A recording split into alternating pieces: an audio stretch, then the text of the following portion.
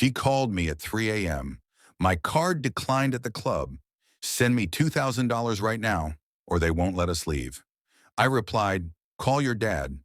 Then I turned off my phone and went back to sleep. The call I got from the police station the next morning. My name's Ethan, 31, and this is the night everything snapped.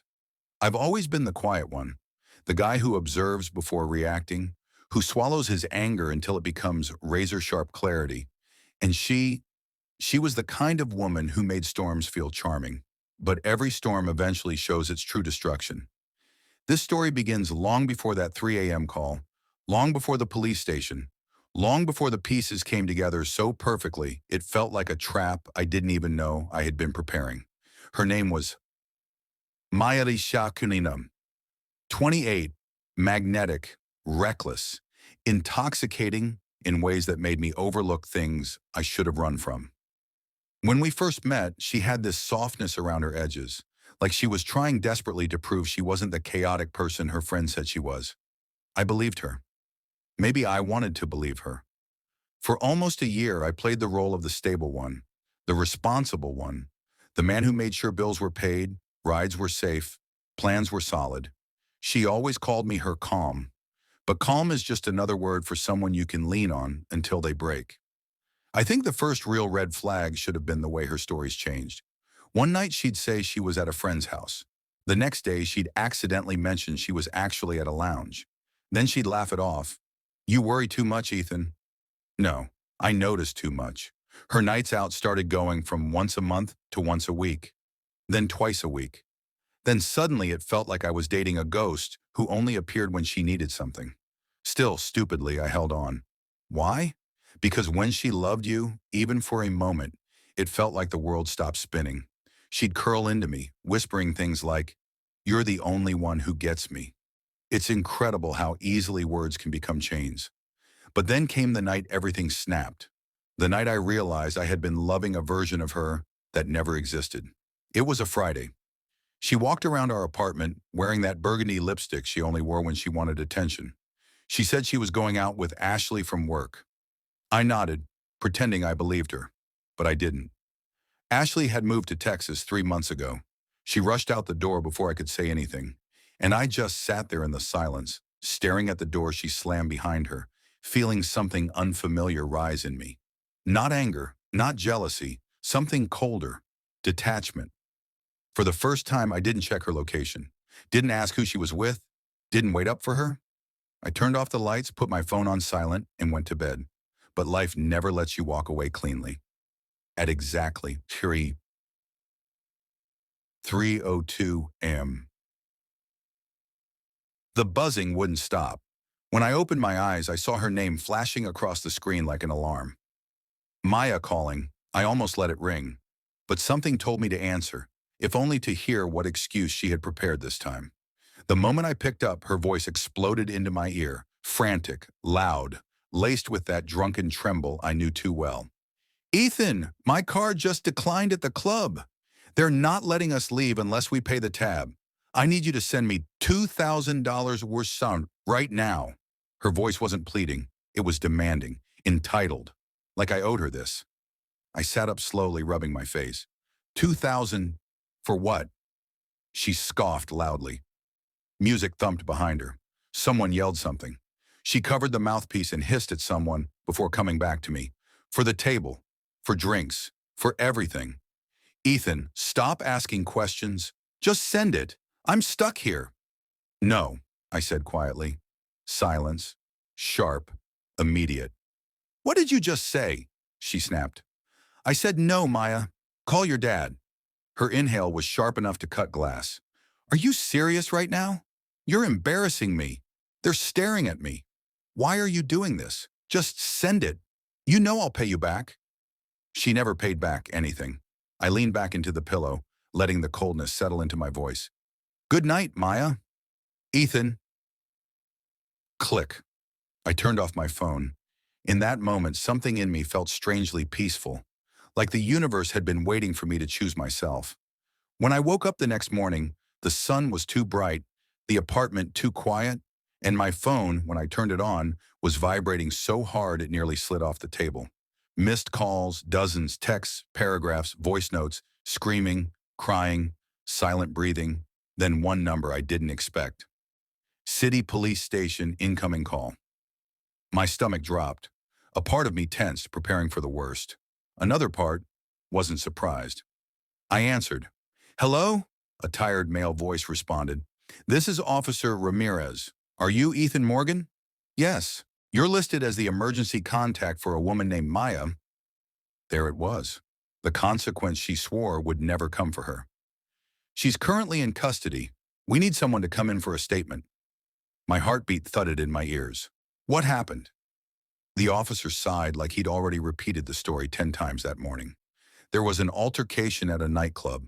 Multiple individuals involved. Property damage, public intoxication, possible assault. We're still sorting it out.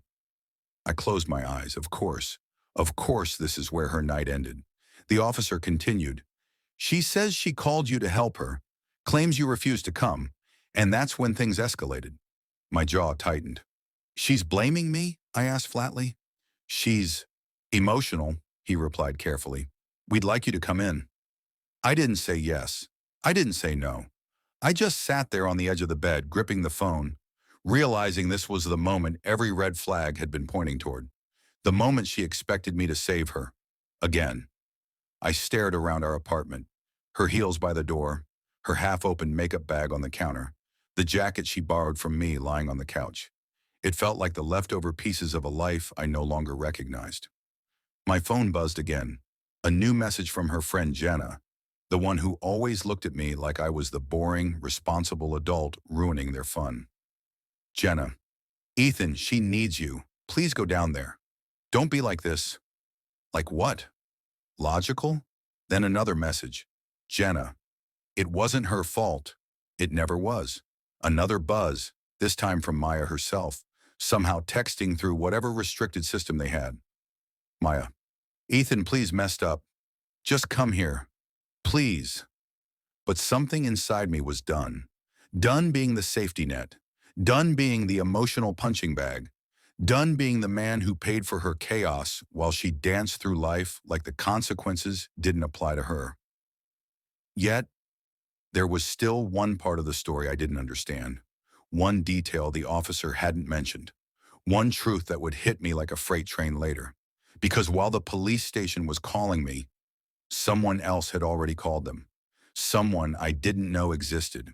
Someone who was with her that night. Someone who would unravel everything. And that was the moment the real trap began. I didn't rush to the station right away. I took a shower, made coffee, sat at the table like it was any normal morning. But nothing was normal. My mind was threading every detail together. The late nights, the lies, the shift in her stories, the growing entitlement, the way she treated me like a 24/7 rescue service instead of a partner. Still, I needed answers. So I finally grabbed my jacket and drove to the police station. The building had this dull gray color that made everything feel colder. A couple of officers stood near the entrance, talking quietly. When I walked in, the fluorescent lights buzzed overhead like irritated insects. Officer Ramirez, the same one from the phone, met me at the front. Ethan Morgan? Yeah. He gestured toward a hallway. She's in holding, but before you see her, there's something you need to know. I didn't respond. I just followed him, the sound of my shoes echoing through the corridor. He opened a side door to a small room with a table, 2 chairs, and a stack of reports. She wasn't alone last night, he began. My jaw flexed. I figured, no, he said carefully. I mean, she wasn't just with friends. He slid a sheet of paper across the table. Incident summary, names blacked out except 2. Maya's, and another male I'd never seen before. My chest tightened. Who is he? I asked. Officer Ramirez shrugged. He claimed he was her boyfriend. For a moment, I didn't hear anything else. The fluorescent lights were too loud. The room was too bright. My heartbeat was too slow, then too fast. Her what? I asked quietly. We're still verifying, he said. But he told officers she'd been staying with him recently, that they were celebrating his promotion last night, that she was acting out when her card declined and he refused to cover the tab. A laugh escaped me, low, humorless, of course. There's more, the officer added. He left before we arrived. Someone else called 911, not him. And he hasn't come back. Coward. So, Ramirez continued, when things escalated, the club's security tried to remove her and her group. That's when the property damage happened. I stared at the table. My jaw clenched so tight it hurt. Why am I here? I asked finally. Ramirez hesitated. Because she listed you as her partner. She insisted you were the only one who would understand. She also told officers she called you for help before everything went down. So she still wanted me to clean up her mess, even while being someone else's girlfriend. A dull exhaustion washed over me. Ramirez studied me for a moment. Do you want to see her? I don't know, I said truthfully. Just for a minute, he suggested. Sometimes closure helps. Closure. That word felt bitter. Still, I followed him to the holding area. Cells lined the walls, some empty, some with people curled on benches or pacing. And then I saw her. Maya was sitting on a metal bench, mascara streaked down her cheeks, hair messy, hands gripping the edge of the seat like she was holding on to the last piece of solid ground. When she looked up and saw me, her eyes widened with this painful mixture of desperation and hope. Ethan, she cried, scrambling to her feet. Thank God, I knew you'd come. I knew you wouldn't just abandon me. She reached toward the bars, but I didn't move closer. Her eyes darted over my face. Please say something. I studied her, not the version of her I loved, the real her, the one who hid everything behind charm and crisis, the one who only reached for me when she needed saving. What do you want me to say? I asked quietly. Her voice cracked. I'm sorry. I'm so sorry. Last night got crazy. I didn't mean for it to go this far. With your boyfriend? I asked. The color drained from her face. Ethan, it's not what you think. That's exactly what people say when it's exactly what I think. She swallowed hard, her hands trembling. I messed up. I know I did. But I was drunk. He's not anything serious. I don't know. I was stupid. You know how I get when I'm overwhelmed. Maya, I said, you've been overwhelmed for months. Her eyes filled again. I need you. Just get me out of here, please. We can talk later. That's when it hit me. She didn't want me. She wanted my role, my stability, my reliability, my wallet. She wanted the version of me that cleaned up her disasters and never demanded accountability. I'm not bailing you out, I said, her face twisted in shock. What? Ethan, you can't be serious. I'm done, I said, voice steady. You need to face this, and I need to walk away. She shook her head violently. No, don't do this. You're angry, I get it, but you can't just leave me in here like some criminal. That's exactly what you are right now. Her mouth fell open, trembling. You left me, I continued, long before I ever left you. The officer stepped forward. Time's up. No, she screamed, gripping the bars hard enough her knuckles turned white. Ethan, please, don't walk away. Don't leave me like this. Ethan. I turned and walked down the hallway. Her voice echoed behind me until the heavy door shut, muffling everything. Outside the station, the world felt strangely quiet. Cars passing, wind blowing, people living their normal lives. I sat in my car, letting the stillness settle. Then my phone buzzed, an unknown number. I almost ignored it. But something told me not to. I answered. Hello? A male voice responded. Is this Ethan? Who's this? It's Daniel. A pause. Maya's boyfriend. My stomach tightened. I heard you were at the station, he said awkwardly. Look, man, I think we should talk. I exhaled slowly. About what? About her, he said, and what she's been doing. To both of us. Both, of course. I don't owe you anything, I replied. I know, he said quickly, but I owe you something. She told me you were her cousin. I closed my eyes. Unbelievable. She told me you let her borrow money sometimes because you cared like family. I didn't know you two were dating until last night, when she started screaming your name. I pinched the bridge of my nose. And you believed her? At first, his voice cracked with embarrassment. But she played us both. She said you didn't treat her right. That's why she needed me.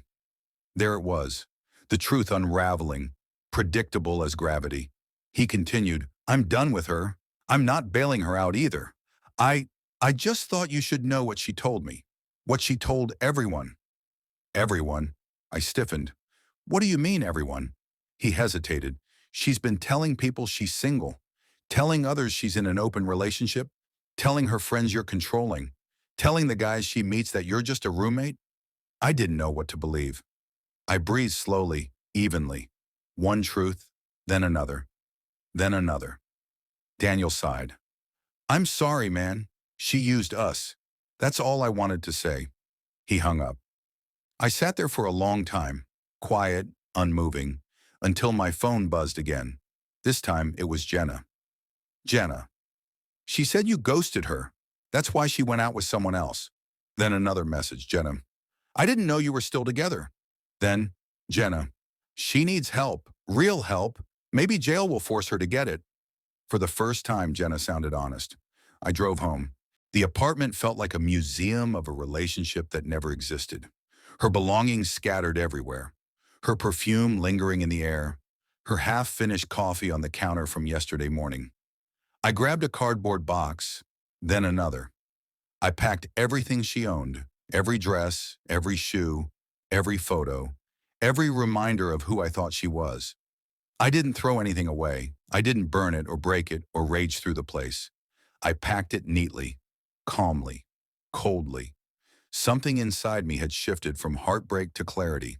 When I finished, I texted her mother, a woman who always treated me kindly, maybe because she recognized her daughter's chaos for what it was. Me. Maya's things are packed. I'll leave them with you. I'm ending this. A minute later, her mother replied, her mom. I understand. I'm so sorry, Ethan. That was all she said. That was all that needed to be said. Later that afternoon, the police contacted me again. Maya had been released on bail. Someone else paid it. No, not Daniel. Her father. He left without speaking to her, but she sent me one last message. Maya, I hope you're happy. You ruined my life. I stared at it for a long moment before replying, me. No, I just stopped letting you ruin mine. I blocked her. No anger, no revenge, just finality. Life didn't immediately feel lighter. Healing isn't instant, but it was the first morning in a long time where I felt like I wasn't trapped in someone else's chaos. And the best part? The silence that followed was finally peace.